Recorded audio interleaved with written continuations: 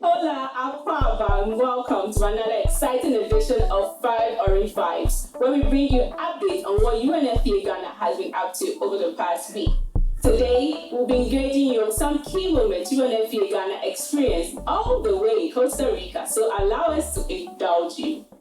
Coming up in our headlines, 1.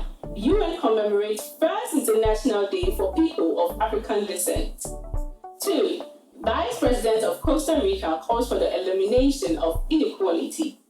3. Executive Director of UNFPA condemns discrimination against women and girls of African descent. 4. The people of African descent observe the drum dialogue. And 5. Ghanaian Member of Parliament and Deputy Minister of Tourism, Arts and Culture advocates for more youth engagement. And now the stories. The United Nations commemorated the first International Day for People of African Descent at the National Theatre in the capital of Costa Rica, San Jose. The global event was aimed at promoting the extraordinary contributions of the African diasporans around the world and to eliminate all forms of discrimination against people of African descent.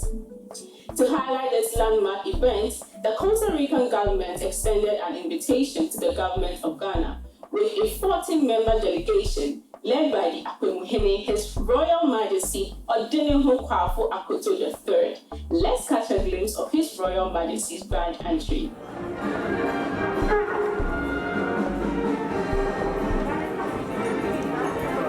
A woman is a vice president of Costa Rica, so the impossible is possible. An African descendant, a woman, is an Under-Secretary General of the UN and the Executive Director of the UNFPA. And so every young person can have their dreams fulfilled. An African descent became the President of the United States of America, and now we have a Vice President of the United States of America who also an African descent. And so you can't tell that Africans are making it everywhere in the world. We must seize the opportunity using this first International Day for People of African Descent to press for the 6th region of Africa to be recognized and acknowledged by all and sundry, because they know our invaluable labor and contributions that we have made and continue to make in the global space. The Ghanaian delegation led by Akwemuhene, His Royal Majesty Odinihu Kwafu Akoto III, also paid a courtesy call on the Vice President of Costa Rica, Her Excellency FC Campbell. In a keynote address the teeming audience gathered, Her Excellency FC Campbell noted that the occasion was necessary to find a new identity for people of African descent where inequalities and systematic racism will be eliminated. The Executive Director of UNFPA, Dr. Natalia Kanem, who was also present at the celebration, made some key points on our roots and culture as Africans. In her speech, she said the history of resistance of Africa is a reaffirmation of our unity with one beat, one heart, as one people. Dr. Natalia Kanem also used the opportunity to reiterate UNFPA's belief, which is to leave no one behind regardless of their gender, race, or cultural background. And these are roots that span across Africa to Asia, the Pacific, Europe, and of course, right here in the Americas. Our diverse heritage and history of resistance, making a way out of no way, is a reaffirmation of that resilience and that unity. One beat, one heart, one people. My dear people at the United Nations and at UNFPA, this is our promise. No dejemos a nadie atrás. We leave no one behind. And making good on that promise to leave no one behind means addressing the racism, the discrimination, and exclusion still faced by people of African descent. And together with our partners, UNFPA is taking bold action. We're tackling those inequities that keep, and in many cases, shove people of African descent behind. One of the colorful events which clamored the celebration was a drum dialogue. Now, this is a special event earmarked for the recognition, justice, and development of the people of African descent. It signifies the abolition of the transatlantic slave trade towards ending inequality and discrimination against Afro-descendant people. Going down memory lane, the ceremony was held to commemorate how Danish galleons, which transported enslaved people from Africa to America in 1710, were wrecked. The 14-member delegation, led by His Royal Majesty Odinhu Kwafu Akoto III, were also present to witness the symbolic drum dialogue at the Grand Papita in Costa Rica. His Majesty Odinhu Kwafu Akoto III praised Dr. Natalia Kanem for her outstanding role at UNFPA by naming her after his great-grandmother, who was a warrior in Akwemu State. Dr. Natalia Kanem was then adorned with a traditional warrior smock and given a royal title, Her Excellency Ajua Ochiribia. This was to highlight Dr. Kanem's role in fighting for gender equality. Let's take a look. She's a royal to me.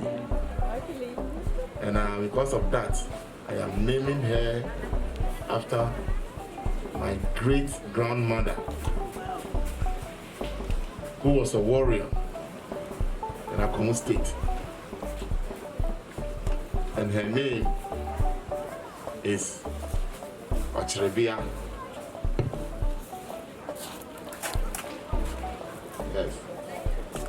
Yes. Natalia was born on Monday. Her name will be Ajua Ochiribia.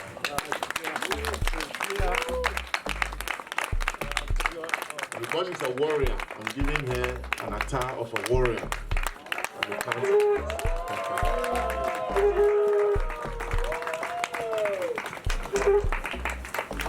Hey!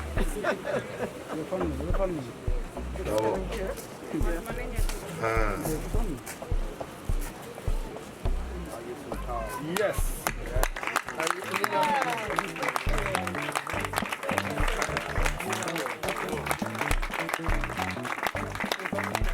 Present at the Afro-Descent Youth Forum was Member of Parliament for Abura Assein Palman Kese and Chairperson of the Young Parliamentarians Forum of Ghana, Honorable Elvis Morris Donko. The Member of Parliament, while speaking on rights, inclusion, and participation of Afro-descent youth in Africa, touched on the need to involve the youth in matters of high policy making. He also urged the Parliament of the people of African descent to consider having more youthful engagement. So we advocate, no matter our political parties, we come together to advocate for the betterment of young people in our country. Still on the first International Day celebration for people of African descent at Costa Rica, the Ghanaian delegation led by Akwemuhene, His Royal Majesty Odinhu Kwafu Akoto III, included the Deputy Minister of Tourism and Creative Arts, Honorable Mark Okwekumante. The Honorable Minister, who briefly touched on Ghana's stance on sustainable development, urged Africans and other foreign nationals to visit Ghana for more business investment opportunities. You will never discover yourself enough until you come to Africa to discover yourself. International music star and humanitarian activist Rocky Dawuni was also present to bring guests at the first International Day celebration for people of African descent back to their roots. He thrilled all gathered with a series of performances. Let's take a look.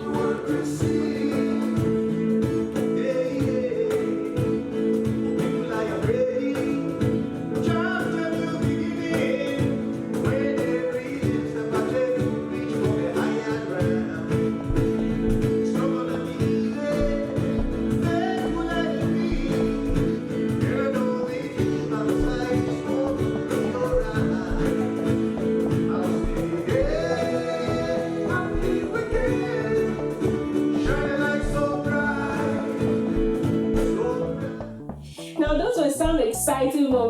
Africans indeed. But that will be it for this edition of 5 Orange Vibes. You're being reminded to report cases of sexual and gender violence to the Orange Support Center by calling the toll-free number 0800-111-222 or download the Boami app available on your Google Play Store. Don't forget to visit our social media pages to comment, like, and share our services to the world. Thanks for watching this edition of 5 Orange Vibes. Until next time, adios!